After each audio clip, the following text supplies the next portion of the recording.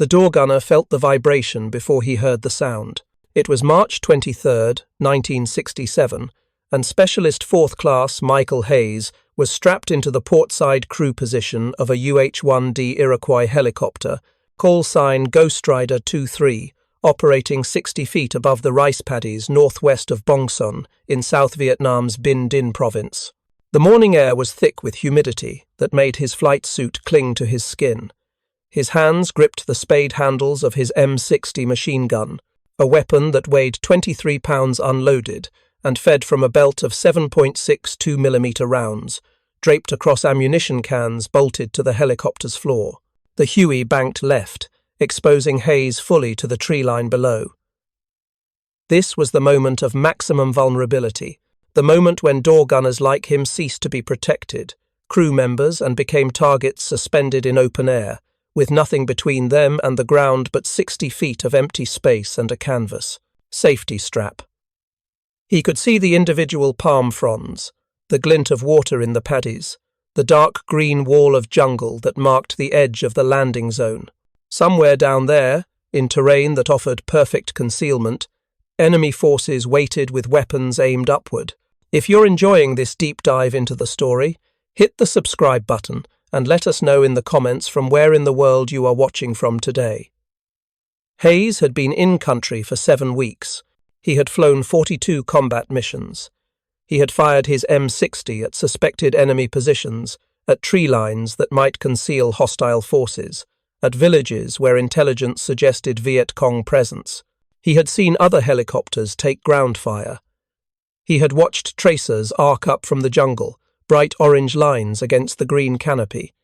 He had heard the distinctive crack of rounds passing close to his aircraft, but he had not yet experienced what nearly every door gunner in Vietnam would eventually experience: the shattering impact of enemy fire finding its mark while he sat exposed in an open doorway, strapped to a machine that could not hide, could not take cover, but could only continue its approach or break off and leave the troops on the ground without support. The statistics that governed Hueys's life expectancy were not classified, but they were not widely advertised either. Door gunners had among the highest casualty rates of any combat specialty in Vietnam. Some sources within aviation units whispered that the average life expectancy of a door gunner in heavy combat could be measured in seconds once hostile fire was encountered. 30 seconds, 20, 15. The numbers varied depending on who was telling the story and what unit they served with, but the underlying truth remained constant. Sitting in an open helicopter doorway while people shot at you from concealed positions was among the most dangerous jobs in the most dangerous war America had fought since 1945.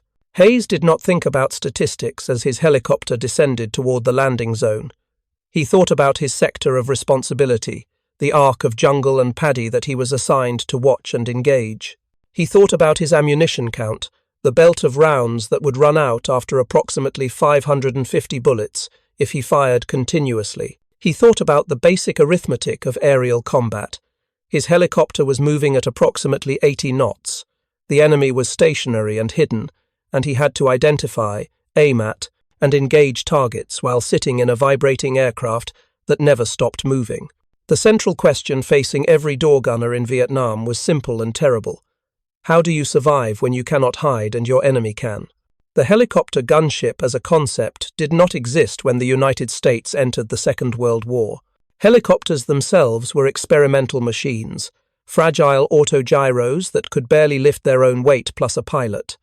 The Sikorsky R-4, America's first production helicopter, entered service in 1944 with a maximum speed of 75 miles per hour and a payload capacity of approximately 300 pounds. It could not carry armor, it could not carry significant weapons. It was used primarily for observation and medical evacuation in the China-Burma-India theater, where its ability to land in small clearings made it useful for rescuing downed pilots from jungle terrain. The Korean War expanded helicopter operations but did not fundamentally change their role. The Bell H-13 Sioux and Sikorsky H-19 Chickasaw evacuated wounded soldiers from forward positions, transported commanders to remote outposts, and conducted observation missions. They remained unarmed utility aircraft, too light and underpowered to carry weapons systems while maintaining useful payload capacity. The concept of using helicopters as combat platforms, as machines that would deliberately fly into hostile fire to serve, deliver troops or provide fire support, had not yet been seriously considered by American military planners. The transformation began in the late 1950s as helicopter technology matured and American military doctrine evolved. The United States Army, seeking to overcome its lack of fixed-wing close air support aircraft, which were controlled by the Air Force under post-war service agreements, began experimenting with armed helicopters.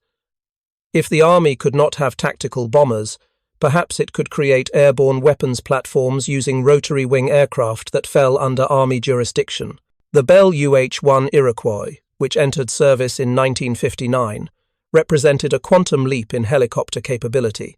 Powered by a Lycoming T-53 turboshaft engine, producing initially 700 shaft horsepower, later versions would exceed 1100 horsepower, the Huey could carry substantial payloads at speeds exceeding 100 knots. It could lift 8 to 10 combat-equipped soldiers or 3 litter patients, plus medical attendants. Its turbine engine was more reliable and more powerful than the piston engines that had powered earlier helicopters. Most importantly, it had enough excess power to carry weapons while maintaining operational capability. The designation UH-1 indicated utility helicopter, but the Iroquois would become the most versatile combat helicopter in history. Its official name honored the Iroquois Confederacy of Native American Nations, but soldiers universally called it the Huey, a phonetic rendering of its HU-1 designation before the 1962 redesignation system changed the letter codes. The name stuck. To veterans of Vietnam, Huey meant not just a specific helicopter model, but an entire era of warfare. Early Hueys deployed to Vietnam in 1962 as part of advisory missions supporting the South Vietnamese military. These initial aircraft were lightly armed, typically carrying only the personal weapons of the crew. Door gunners, when they were assigned, used standard M14 rifles or M1 carbines, firing semi-automatically at ground targets while sitting in open doorways. The inadequacy of this arrangement became apparent immediately. A rifle-caliber weapon fired by a man sitting in a moving helicopter had minimal effect on ground targets. The door gunner could provide suppressive fire, forcing enemy soldiers to seek cover, but could not deliver sustained, accurate fire that would genuinely suppress enemy positions during landing approaches.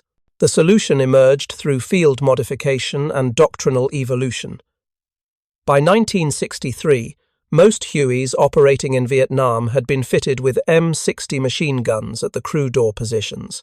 The M60 was the United States military's standard general-purpose machine gun, adopted in 1957 to replace the heavier M1919 Browning.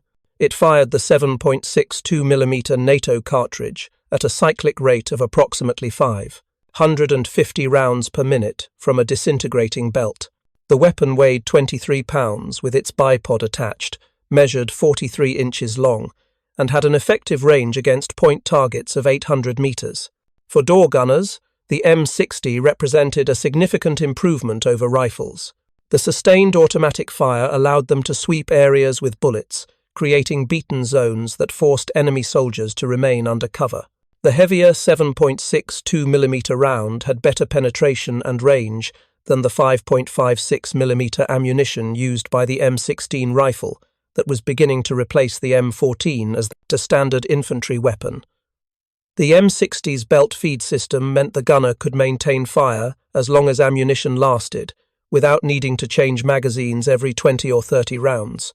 But the M60 door gun system, as it evolved in Vietnam, created a fundamental tactical problem that would define the experience of thousands of young Americans.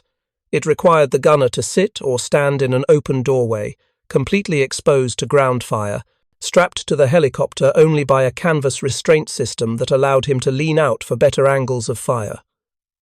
The gunner's body was the mounting system. His hands gripped the weapon's spade grips. His arms absorbed the recoil.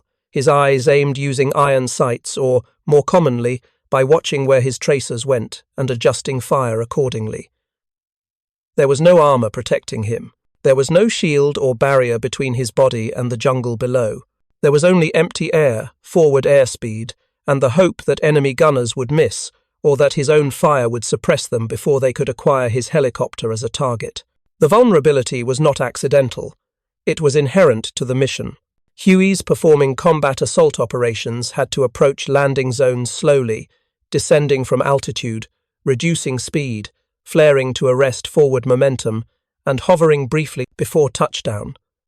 During this approach phase, which might last 30 to 60 seconds, the helicopter was a large, slow-moving target, presenting itself to any enemy forces in the area.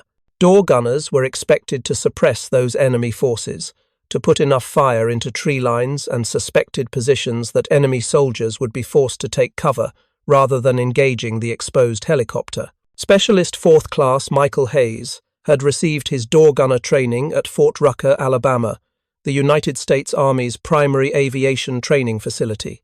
The course lasted 3 weeks and covered weapons familiarization, aerial gunnery techniques, crew coordination procedures, and emergency protocols. Trainees fired at ground targets from hovering helicopters, learning to estimate range and lead moving targets. They practiced loading and clearing stoppages on the M60 while wearing flight gloves. They memorized the immediate action drills for various emergency situations. Engine failure, tail rotor failure, enemy fire, forced landing procedures. What the training could not fully prepare them for was the psychological reality of sitting in an open doorway while people tried to kill them. The ranges at Fort Rucker had no one shooting back. The training flights involved no actual danger beyond the inherent risks of helicopter flight. Instructors emphasized proper weapons handling and crew coordination, but they could not replicate the visceral fear of incoming fire or the knowledge that your survival depended entirely on factors beyond your control. The pilot's skill, the enemy's aim, the reliability of your aircraft, and simple chance. The M60 machine gun that Hueys operated was a complex mechanical device with a history of reliability problems in Vietnam's harsh environment. The weapon functioned through a gas-operated system where expanding gases from a fired cartridge drove a piston that cycled the bolt, extracted the spent casing, and chambered a new round. In theory, this system produced a sustained rate of fire limited only by ammunition supply and barrel heating. In practice, the M60 in Vietnam suffered from numerous issues that door gunners learned to manage through field experience rather than official training. The weapon's feed mechanism was particularly troublesome. The M60 used a disintegrating belt system where cartridges were held in metallic links that separated as the belt fed through the gun. These links could jam if twisted, if contaminated with dirt or debris, or if the belt was not properly aligned with the feed tray. Door gunners learned to inspect every belt before loading, checking for damaged links, corroded cartridges, or improper seating. They learned to load the belt with specific tension, neither too loose nor too tight, to prevent feed failures. They learned to recognize the subtle sounds and vibrations that indicated an impending stoppage, allowing them to clear the malfunction before the weapon completely ceased. Firing. Barrel changes presented another challenge. The M60's barrel heated rapidly during sustained fire, expanding as temperatures rose. After approximately 200 rounds of continuous fire, the barrel became hot enough to cause ammunition to cook off, firing spontaneously when chambered due to residual heat rather than waiting for the trigger pull. Standard procedure called for barrel changes after each 200-round belt, but door gunners in combat often had neither the time nor the secure position needed to perform this maintenance task while under fire. They learned to fire in shorter bursts, allowing cooling time between engagements, accepting reduced fire density to prevent weapon failure. Ammunition supply was both abundant and constrained. A typical combat assault helicopter carried between 2,000 and 3,000 rounds of 7.62 mm ammunition for its door guns, split between the two crew positions. This sounds substantial until calculated against the M60's cyclic rate. At 550 rounds per minute, a door gunner firing continuously would exhaust 1,500 rounds in less than 3 minutes. In practice, gunners fired in bursts, typically 3 to 7 rounds per trigger pull, conserving ammunition while maintaining suppressive fire. A disciplined gunner could make 1,500 rounds last 15 to 20 minutes of intermittent engagement. An inexperienced gunner, panicking under fire, could empty his ammunition cans in minutes and find himself weaponless for the remainder of the mission. The physical demands of door gunnery were substantial and often underestimated. The M60 weighed 23 pounds. Add the weight of a loaded ammunition belt, approximately 45 pounds per 500-round can, and the gunner was manipulating nearly 70 pounds of weapon and ammunition while standing in a vibrating helicopter doorway, leaning outward against his safety strap, with wind, blast and rotor wash buffeting his body. The recoil of sustained fire, while manageable for short periods, became exhausting during extended engagements. Gunners developed shoulder bruises and arm fatigue, their hands cramped from gripping the spade handles. Their eyes watered from wind and engine exhaust. Their ears rang despite hearing protection, the noise of the helicopter's turbine engine, rotor blades, and their own weapon fire combining into a sustained assault on their senses. The tactical doctrine that governed helicopter operations in Vietnam was still being written as the war progressed. The Army had published Field Manual 1-15, Army Aviation, in 1962, but it addressed helicopters primarily as transport and utility aircraft. The concept of airmobile operations, using helicopters as the primary means of tactical mobility for infantry forces, was being developed simultaneously with its implementation in combat. The 1st Cavalry Division, Airmobile, arrived in Vietnam in September 1965, was the first unit specifically organized around helicopter assault doctrine. Everything they did was experimental, tested in combat rather than on training ranges. The standard combat assault profile involved multiple helicopters flying in formation toward a landing zone. A typical assault lift might include 8 to 12 troop-carrying Hueys protected by 2 to 4 gunships armed with rockets and additional machine guns. The formation would approach at altitude, 1,500 to 2,000 feet, remaining above the effective range of small arms fire. At a designated point, usually 1 to 2 kilometers from the landing zone, the formation would begin its descent. This descent phase was where vulnerability increased dramatically. As the helicopters dropped below 1,000 feet, they entered the effective range of enemy small arms. AK-47 assault rifles, the standard weapon of North Vietnamese and Viet Cong forces, had an effective range against point targets of approximately 300 meters, but their 7.62 by 39 mm rounds remained lethal at much greater distances when fired en masse from multiple positions. A formation of helicopters descending toward a defended landing zone presented dozens of aiming points to enemy gunners who had the enormous advantage of firing from concealed, stationary positions at large, slow-moving targets silhouetted against the sky. The door gunners' mission during this approach was to suppress enemy fire. They would begin engaging suspected enemy positions at approximately 500 to 800 meters from the landing zone, firing into tree lines, structures, vegetation, anywhere enemy forces might be concealed. The suppressive fire was not aimed at specific targets, which were usually invisible until they fired, but rather at likely positions, forcing enemy soldiers to remain under cover rather than engaging the helicopters. In theory, this suppression would allow the formation to land, discharge its troops, and depart before enemy forces could organize effective resistance. In practice, the system had a fatal flaw. The door gunners could not suppress what they could not see, and the enemy had learned to wait. Rather than opening fire as soon as helicopters appeared, disciplined enemy units would hold fire during the initial descent, allowing the helicopters to commit fully to their landing approach. Only when the aircraft were at their most vulnerable, hovering or in low, slow flight immediately above the landing zone, would enemy forces open fire simultaneously from multiple concealed positions. The door gunners, who had perhaps been firing at empty jungle during their descent, would suddenly face muzzle flashes from dozens or hundreds of weapons at ranges of 50 to 200 meters, close enough that even unaimed fire had a reasonable probability of hitting a helicopter. The results were devastating and immediate. A Huey helicopter was approximately 57 feet long with a rotor diameter of 48 feet. Its fuselage was constructed primarily of aluminum alloy with some steel structural members. There was no armor protecting the crew positions, the engine, the transmission, the fuel cells, or the critical flight control systems. A single rifle-caliber bullet striking the right location could cause catastrophic failure. A round through the transmission might cause loss of oil pressure, leading to transmission seizure and loss of rotor control. A round through the engine could cause power loss or fire. A round through the fuel system could cause fuel starvation or create a leak that would drain tanks in minutes.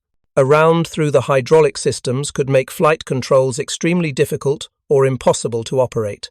A round through the tail rotor drive shaft would cause immediate loss of anti-torque control, putting the helicopter into an uncontrollable spin. And door. Gunners, sitting in open doorways with no protection except their canvas safety straps, were among the most exposed components of the entire aircraft. They presented target profiles of approximately 18 to 24 inches wide and 36 to 48 inches tall, depending on their body position. An enemy gunner aiming at a helicopter might hit engine, transmission, fuel cells, rotor systems, pilots, or door gunners, but door gunners were the only crew members with no structure whatsoever between them and enemy fire from the sides. The pilots had some protection from the helicopter's structure and could take limited evasive action. The door gunners could only continue firing and hope that incoming rounds missed or struck non-vital areas of their bodies. If you find this story engaging, please take a moment to subscribe and enable notifications. It helps us continue producing in-depth content like this. The casualty statistics began accumulating within months of the first major airmobile operations. The 1st Cavalry Division's after-action reports from the Ia Drang Valley campaign in November 1965 documented the vulnerability in clinical terms. During the Battle of Landing Zone X-Ray on November 14th through 16th, multiple helicopters sustained damage from ground fire. Door gunners were killed or wounded in several aircraft. One Huey took a burst of automatic weapons fire through the cabin that killed both door gunners instantly and wounded the aircraft commander. The helicopter managed to land, discharge its troops, and return to base with the dead crew members still strapped in their positions. These were not isolated incidents. They were the predictable result of a tactical system that required lightly protected aircraft to fly slowly and predictably into defended positions, while exposed crew members attempted to suppress enemy fire with weapons that had limited effectiveness against concealed targets. The mathematics were unforgiving. A door gunner firing his M60 at a tree line 500 meters distant had minimal probability of hitting an enemy soldier who was under cover and invisible. That same enemy soldier, firing at a helicopter hovering 60 feet above the ground at a range of 200 meters, was shooting at a target the size of a small truck that could not hide and could only move in predictable directions. If 10 enemy soldiers fired 20 rounds each at a hovering helicopter, 200 bullets would be directed at the aircraft. If even 5% of those rounds struck the helicopter, 10 bullets would impact the aircraft. 1 or 2 might strike critical systems. 1 or 2 might strike crew members. The door gunners understood these mathematics in visceral rather than statistical terms. They understood that sitting in their doorway while enemy forces fired at them was fundamentally unfair. They understood that they were exposed while the enemy was concealed, that they were large targets while the enemy presented minimal profile, that they were moving while the enemy was stationary. Every combat assault involved accepting these disadvantages and hoping that speed, suppressive fire, and luck would allow them to survive. The psychological toll was immense and immediate. Door gunners developed acute awareness of every sound, every vibration, every change in their helicopter's flight characteristics. They learned to distinguish the crack of supersonic bullets passing nearby from the thump of subsonic rounds. They learned the metallic ping sound of bullets striking aluminum structure. They learned the different sound of rounds striking steel components versus softer aluminum panels. They learned to identify the whistling sound of shrapnel from rockets or mortars. They learned to recognize the subtle changes in engine pitch or rotor blade sound that might indicate damage. They became hypervigilant, scanning constantly, sleeping poorly, unable to relax even during supposedly safe periods at base camps. The strain showed in multiple ways. Some door gunners became overly aggressive, firing at anything that looked suspicious, exhausting ammunition supplies against targets that probably did not exist.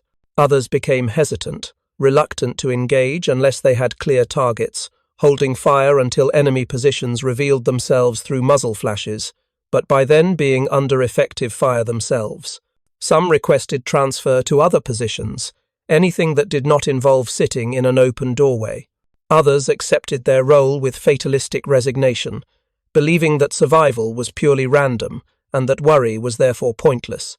A few embraced the danger with an intensity that concerned their commanders, volunteering for extra missions, seeking combat as though they were testing fate. The United States Army recognized the door gunner vulnerability problem by late 1965, but solutions were neither obvious nor easy to implement. The fundamental issue was that helicopters needed crew members to operate defensive weapons, but those crew members required visibility and fields of fire that precluded heavy armor protection. Adding armor plates to protect door gunners would increase aircraft weight, reduce payload capacity, and limit the gunner's ability to engage targets across wide arcs of fire. The solution needed to maintain or enhance defensive capability while reducing crew exposure. Initial attempts focused on improving the M60 installations. Armored seats were developed, providing door gunners with protective plates behind and beneath them. These offered some protection against ground fire from certain angles, but added approximately 75 pounds per seat to aircraft weight. Armored vests became standard equipment for air crews, though the vests available in the mid-1960s provided protection primarily against fragmentation and low-velocity rounds rather than direct hits from rifle-caliber weapons. Ballistic nylon panels were installed in some aircraft to protect vital areas, but these were limited in coverage and effectiveness. The more fundamental solution emerged from parallel development programs that had begun even before Vietnam became a major combat theater. In 1962, General Electric had begun developing a new weapon system under contract with the United States Air Force. The project aimed to create an aircraft-mounted weapon with a rate of fire far exceeding any existing machine gun. The concept was not new. Richard Gatling had invented his hand-cranked multi-barrel gun during the American Civil War, but applying modern materials, manufacturing techniques, and electric power to the Gatling principle produced something entirely new. The GAU-2B, a minigun, as it was designated in Air Force nomenclature, consisted of 6 rifle-caliber barrels arranged in a rotating cluster. An electric motor spun the barrel assembly at high speed while a cam system loaded, fired, and extracted cartridges in sequence. Each barrel fired once per rotation, but because 6 barrels were rotating together, the weapon achieved a sustained rate of fire that no single-barrel weapon could match. Early versions fired at 2,000 rounds per minute. Later variants could be adjusted from 2,000 to 4,000 rounds per minute, and some experimental versions exceeded 6,000 rounds per minute. The minigun fired the standard 7.62mm NATO cartridge, the same ammunition used by the M60 machine gun. This commonality meant existing ammunition supplies could feed the new weapon without requiring separate logistics chains. But the minigun's rate of fire transformed that ammunition into something qualitatively different. Where an M60 gunner fired 550 rounds per minute in sustained bursts, the minigun could deliver 2,000 to 4,000 rounds per minute. The difference was not merely quantitative. It was the difference between suppressive fire and area denial, between forcing enemy soldiers to take cover and making entire sections of terrain untenable. The weapon's high rate of fire created a visible stream of projectiles that resembled a solid line rather than individual bullets. Tracer rounds, typically loaded in ratios of 1 tracer to every 4 or 5 ball rounds, created a brilliant red line connecting the aircraft to the target area. Gunners could walk this line across target areas with precision, adjusting aim by observing where the stream of fire impacted. The density of fire meant that even brief bursts placed dozens of rounds into small areas. A 2-second burst at 4,000 rounds per minute delivered approximately 133 rounds. At 2,000 rounds per minute, a 2-second burst still delivered 67 rounds. The Army adopted the weapon as the M134 minigun and began testing installations on UH-1 helicopters in 1965. The initial installations mounted the minigun on a fixed pintle at the helicopter's door position, aimed and fired by the crew chief or door gunner. The weapon weighed approximately 85 pounds, including its mounting hardware and electric drive system, substantially heavier than the M60's 23 pounds, but still within acceptable limits for Huey payload capacity. Ammunition feed was from standard military ammunition cans, with flexible chutes directing belts from cans to weapon. The first combat deployments of minigun-equipped Hueys occurred in 1966 with specialized gunship variants designed specifically for armed escort and fire support missions. These aircraft, initially designated UH-1C and later UH-1M models, mounted miniguns in fixed or flexible installations, along with rocket pods and other weapons systems. The gunships flew as escorts for transport helicopters, engaging enemy positions with overwhelming firepower during approach and departure phases. The tactical impact was immediate and profound. Enemy forces that had previously been able to engage helicopter formations with relative impunity, firing from concealed positions and withdrawing before suppressive fire could locate them, now faced weapons that could sweep entire tree lines with thousands of rounds in seconds. The minigun's high rate of fire meant that even if the gunner could not see individual enemy soldiers, he could saturate likely hiding positions with enough projectiles that concealment became ineffective. A 2-second burst into a tree line at 2,000 rounds per minute would place over 60 bullets into that area. At 4,000 rounds per minute, the same burst would deliver more than 130 rounds.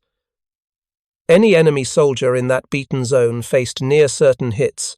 The psychological effect on enemy forces was as significant as the material effect. The sound of a minigun firing was distinctive and terrifying, a deep buzz, like an enormous angry insect, rather than the individual reports of conventional machine guns. The visible stream of tracers, appearing as a solid red line reaching from sky to ground, was unlike anything soldiers had previously experienced. Enemy forces that had learned to endure machine gun fire, taking cover during bursts and returning fire during gaps, found that minigun fire offered no gaps. The weapon could fire continuously for extended periods, limited only by ammunition supply and barrel heating rather than mechanical cycling rates.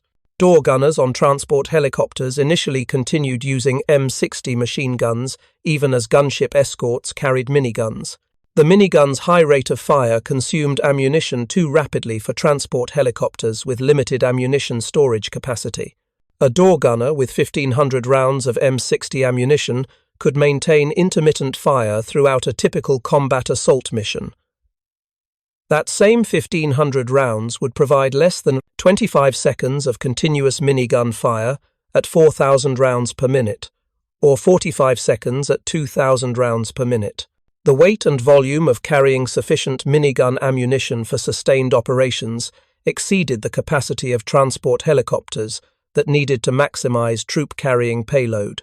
But the mere presence of minigun-armed gunships escorting transport formations changed the tactical calculus for door gunners on those transport aircraft. The enemy forces that had previously concentrated fire on vulnerable transport helicopters now had to consider the gunships, which could respond to any enemy fire with devastating minigun barrages. The suppression that door gunners had attempted to provide with their M60s, firing at suspected positions and hoping to keep enemy soldiers under cover, was now provided by dedicated gunship aircraft with weapons specifically designed for that mission. The casualty rates for helicopter crews reflected this tactical shift.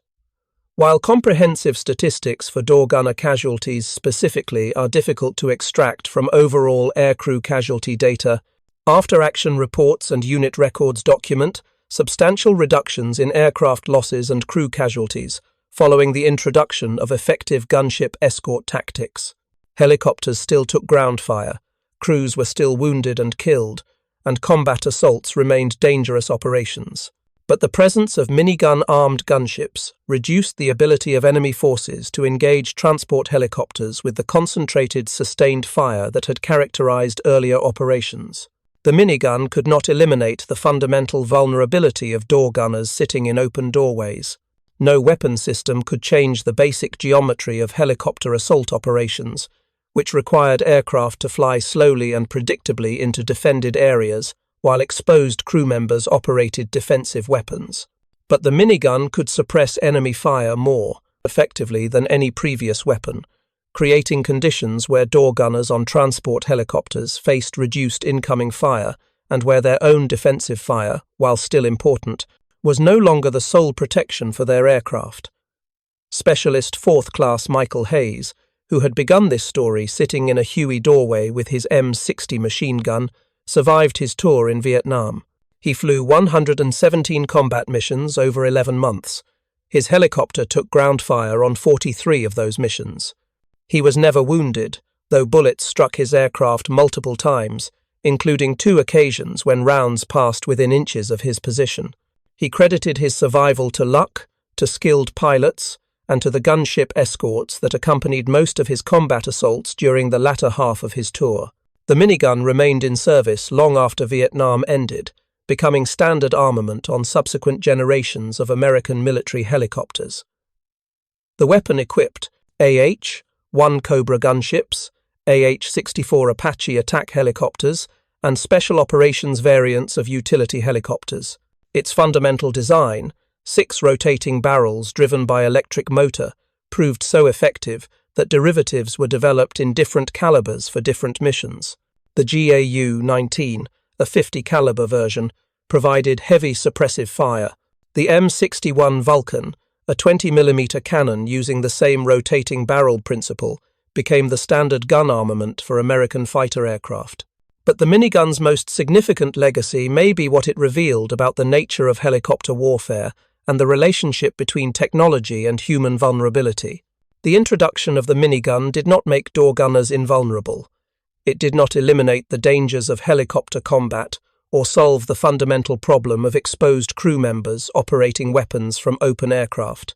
What it did was shift the balance slightly, providing suppressive fire capability that reduced incoming enemy fire enough to improve crew survival rates without fundamentally changing the mission or the exposure it required. The statistics that had suggested door gunners had life expectancies measurable in seconds were always more complex than the simple numbers suggested. Those figures, when they existed at all in official records, represented casualties per unit of time under fire rather than overall survival rates. A door gunner might face intense fire for 30 seconds during a hot landing zone insertion and emerge unscathed, then fly dozens of subsequent missions with no enemy contact. The casualty rates were concentrated in specific high-intensity engagements rather than spread evenly across all missions. But the fear was real, the vulnerability was real, and the casualties were real. Hundreds of door gunners were killed or wounded in Vietnam, sitting in their open doorways, doing a job that exposed them completely while asking them to protect others. The minigun changed the tactical equation, but could not eliminate the fundamental truth that helicopter combat operations required human beings to sit in exposed positions and operate weapons while other human beings tried to kill them. The weapon provided better suppression, reduced incoming fire, and improved survival odds. These were meaningful improvements that saved lives, but they were incremental improvements to an inherently dangerous mission rather than solutions that eliminated the danger. The door gunners who served in Vietnam, whether they operated M60s or miniguns, whether they flew in transport helicopters or gunships, whether they survived unscathed or carried wounds for the rest of their lives, understood something that statistics and after-action reports could never fully capture. They understood the visceral reality of sitting in an open doorway while the ground below erupted with muzzle flashes. They understood the sick feeling of hearing bullets strike their aircraft and not knowing if the next round would hit something critical or someone vital. They understood the exhaustion that came from maintaining constant vigilance the strain of scanning terrain for threats that might not reveal themselves until it was too late. They understood that courage and training and good equipment improved survival odds, but could not guarantee survival. The transformation of helicopter warfare from early Vietnam-era operations with rifles and light machine guns to later operations with miniguns and sophisticated weapon systems represented genuine tactical evolution. The lessons learned at terrible cost in the early years of the war informed the development of better weapons, better tactics, and better training. But the fundamental requirement remained unchanged. Helicopter operations in combat required people to accept extraordinary risks, to sit in exposed positions, to trust their equipment and their training and their luck. The minigun made that requirement slightly more survivable. It did not make it safe. When Specialist 4th Class Michael Hueys returned home in 1968, he rarely spoke about his experiences as a door gunner. Like many veterans, he found that people who had not been there could not truly understand what the experience had been like, and people who had been there did not need explanations. The statistics about 30-second life expectancies, whether they were accurate or exaggerated or misunderstood, missed the point entirely. The point was not the numbers. The point was the experience of accepting vulnerability, of doing a necessary job despite knowing it exposed you to dangers you could not fully control, of sitting in that doorway mission after mission, because your fellow soldiers depended on you, and because the mission required it. The minigun gave door gunners and their comrades a better tool for the job. It provided suppressive fire that reduced enemy effectiveness. It saved lives through superior firepower and intimidation. Effect. These were real, meaningful contributions to the mission and to survival. But the door gunner's fundamental experience, sitting in that open doorway with the wind and noise and fear, remained essentially unchanged. The minigun was a better weapon. It was not a solution to the problem of human vulnerability in mechanized warfare. Some problems, perhaps, have no solutions, only better or worse ways of managing the risks and accepting the costs. Thank you for watching. For more detailed historical breakdowns, check out the other videos on your screen now, and don't forget to subscribe.